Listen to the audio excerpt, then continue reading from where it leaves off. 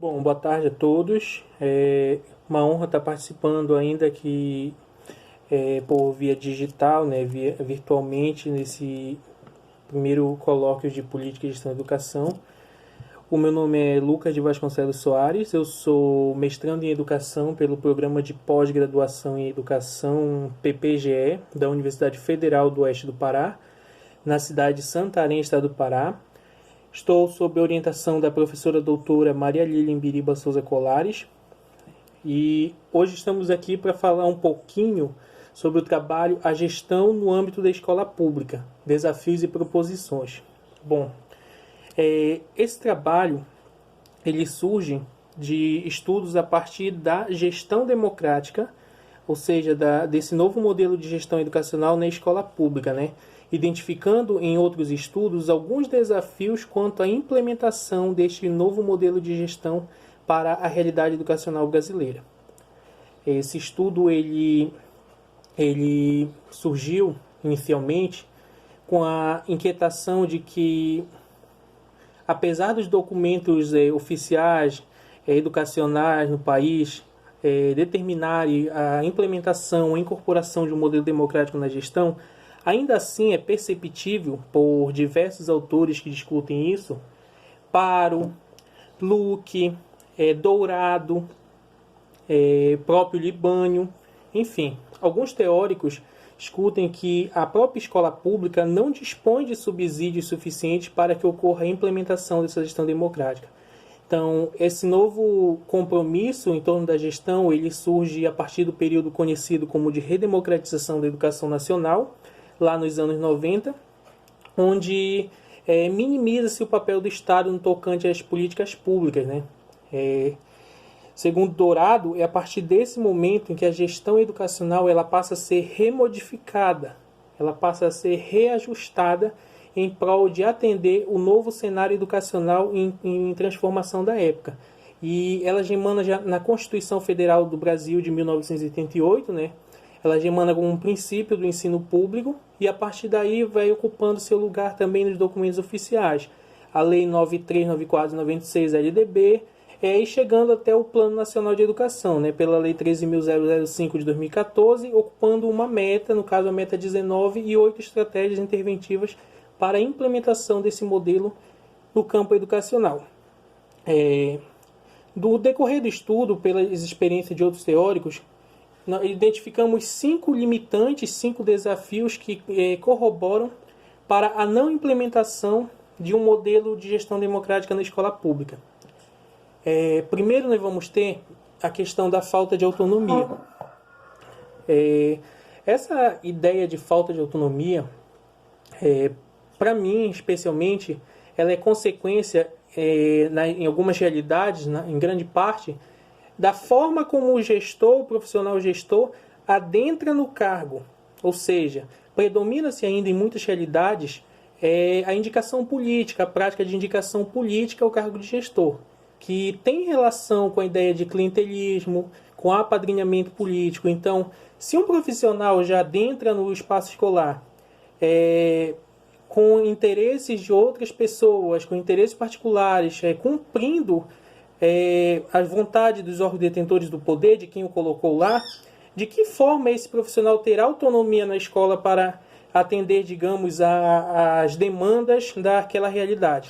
Então, a falta de autonomia ela é identificada nesse caso como uma das maiores limitações na atuação de um gestor educacional, na atuação da gestão educacional. Haja vista que existem muitos interesses particulares que oprimem o sentido coletivo da educação pública no país. Então, nessa falta de autonomia destaca-se a questão do conselho escolar, que apesar de entender que é um órgão deliberativo e consultivo, ainda assim, esse órgão, em muitas realidades, ele apenas figura-se como uma exigência legal, mas que não está ativamente na realidade diária da escola pública. Então, mas é desse órgão que depende muitas decisões da escola quanto à gestão educacional, como, por exemplo, decisões quanto ao uso de recursos e outros. O segundo grande desafio, ele se dá no que eu considero de maior importância, que é a ausência da participação da comunidade educacional. Se não tem participação, não existe democracia. Isso é óbvio. E aí, Como a escola pública, o novo modelo projetado sobre ela, ele é um modelo, querendo ou não, pautado na coletividade, na participação e no empoderamento dos sujeitos educacionais, a escola pública ela enfrenta grandes problemas quanto promover meios de aumentar essa participação, principalmente da família. Porém, ao pensar meios de promoção da participação da família, principalmente, nós precisamos levar em conta o atual modelo que a sociedade está ocupado, né? Um modelo capitalista. Então, que tempo dispõe, também precisamos nos indagar, que tempo dispõe esse pai trabalhador, essa mãe trabalhadora, que tempos essas pessoas dispõem para estar na escola? Como a escola tem procurado promover esses meios de interação entre família, entre sociedade, entre demais profissionais com a gestão? Então, são questões que precisam ser levadas em análise antes de qualquer outra afirmação precipitada, ok? Muitas vezes também vale destacar que a família tem distanciado a escola das relações entre família e escola, têm ficado cada vez mais afastadas. A família muitas vezes é chamada apenas para ouvir reclamações, nunca para elogiar, nunca para dialogar com a escola no sentido positivo que melhora o desenvolvimento dos seus educandos e da própria escola. O terceiro ponto, ele diz respeito à questão dos conflitos internos e de ordem pessoal, né? Também um empecilho que dificulta a implementação de uma gestão democrática, porque desses conflitos prevalece muitas vezes interesses particulares que acabam oprimindo os coletivos. Então, o gestor educacional, muitas vezes, principalmente quando ele é indicado, quando não tem uma democracia na escolha desse dirigente, existem muitos conflitos que rodeiam essa prática. Por mais que o gestor esteja fazendo um bom trabalho, os interesses pessoais acabam sobressaindo-se aos coletivos. No quarto desafio, sobre a existência de uma política de resultados, dialoga-se com muitas vezes as várias ações governamentais que estão impostas sobre o trabalho do gestor, as cobranças externas.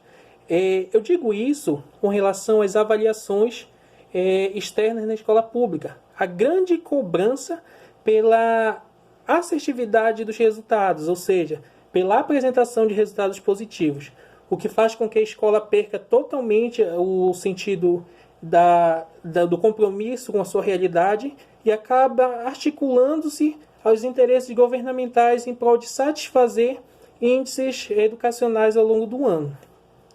E por fim, diante de tudo que foi falado, né, torna-se um grande desafio a aplicabilidade das políticas públicas e legislações educacionais na escola pública. Ok? Por que eu digo isso? Muitas vezes as políticas elas são pensadas em âmbito macro. Por mais que entendemos que em cada instância de governo há um órgão responsável pela educação, ou seja, cada realidade pode formular sua própria política educacional, nacional, estadual, municipal, mas ainda assim, muitas vezes, o que nós verificamos? Se há ausência de participação da família, em alguns casos, se há inexistência de planejamento e avaliação, e se não há o cumprimento integral dos projetos pedagógicos, muitas vezes essas políticas não têm como funcionar na escola pública. E o que acontece? Dá-se maior atenção às políticas e legislações externas e acaba se esquecendo o compromisso com a própria realidade. Então, o gestor acaba muitas vezes preso a interesses governamentais mercadológicos e destituindo qualquer compromisso com a sua realidade, com o seu coletivo. Então, é com essa perspectiva que eu empresto o posicionamento de Paro 2000, né, quando fala que a gestão democrática na escola pública é uma utopia. Exatamente porque não é os mecanismos legais que vão fazer com que a gestão democrática seja efetivada. A escola não está pronta em si para viver uma democracia. Isso porque não depende de um coletivo inicialmente, depende de posturas, de mudança de valores, de crenças, da própria cultura organizacional da escola. Então é necessário destituir, primeiramente, práticas de clientelismo, como no caso da indicação, e buscar meios de promover relações participativas e de empoderamento dos sujeitos sociais. Feito isso, a escola estará caminhando no sentido positivo de uma democracia participativa, né, na gestão educacional. Bom, quanto a isso, eu queria agradecer a presença aqui hoje e muito obrigado pela oportunidade.